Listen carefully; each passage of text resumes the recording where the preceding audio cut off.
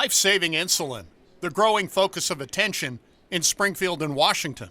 It's greed on top of greed on top of greed. The cost of insulin has gone up over the last 20 years from $21 for a vial to $329. Diabetics paying sky-high prices. The vial that I need is $1,809 before insurance. Mindy Weiskup of Rochester is the mother of 2 teenagers who are type 1 diabetics. I'm wearing an Apple Watch right now, and I can see their blood sugars at any time where they're at.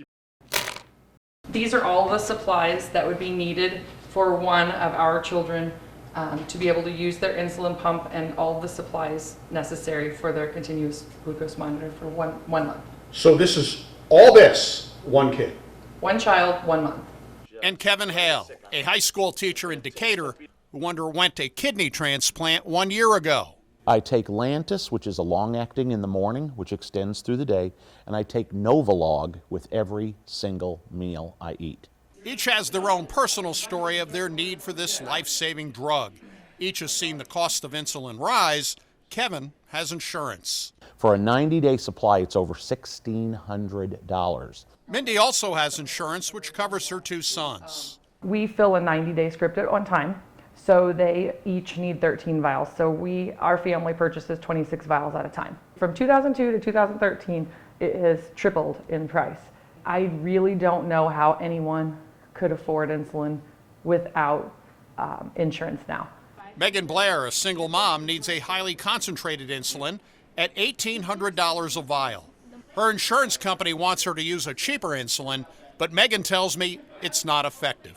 This one right here is $180 without insurance, and this is the kind that I don't need. And then this vial right here is $1,800 without insurance. You need that one? Yeah, But the insurance company wants you to take the other one, correct. even though it doesn't help. Even though it doesn't help.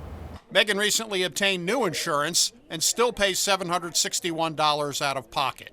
Nobody should go through a life experience like that because of the greed of corporations that manufacture and sell and insure insulin. State Senator Manar tells me he heard from a teacher who had a serious financial issue paying for insulin.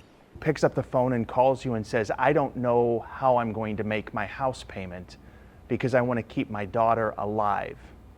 I don't know how I'm going to make my house payment because I want to keep my daughter alive. That gets your attention. Senator Manar has introduced a bill to cap the monthly price consumers will have to pay for insulin, modeled after a law in Colorado. No one will pay more than $100 for a 30-day supply of insulin. It's wrong. It's wrong. There is nothing right about this.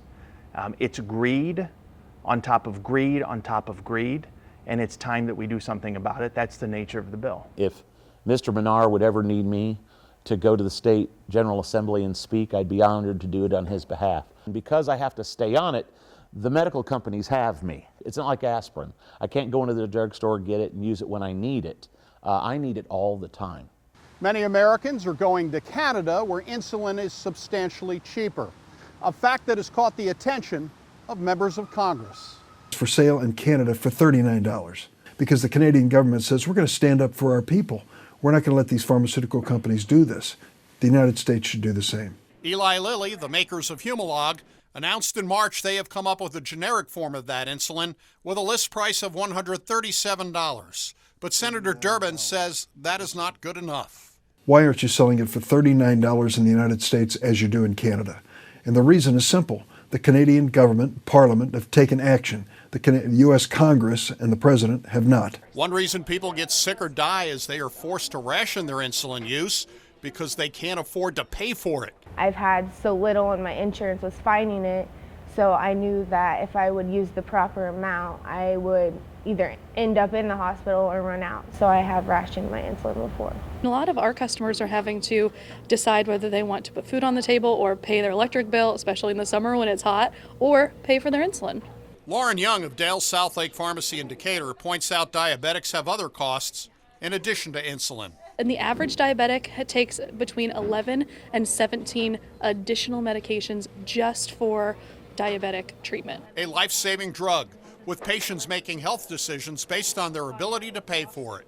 For the I-Team in Decatur. I don't give myself the correct amount of insulin that I should, because I'm in fear that I'm not going to be able to get any more. Doug Wolfe, WAND News.